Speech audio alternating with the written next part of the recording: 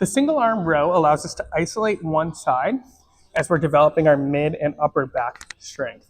We're going to use a bench to support the row so that we don't have to worry about any level of balance or stability. So we're going to set up with a knee and a hand supported. If you're using like a stool or a chair and you just have room to support that hand, that's fine. Just make sure that we're in a relatively neutral hinge and we're trying to keep this neutral spine and get into as close of a parallel position with the floor as we can.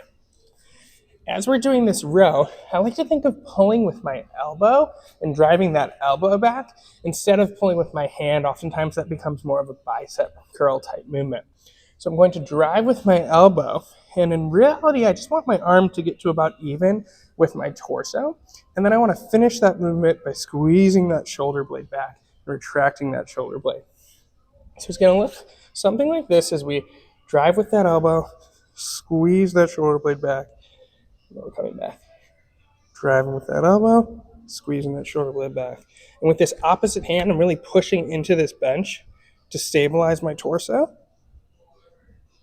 as I work through this movement.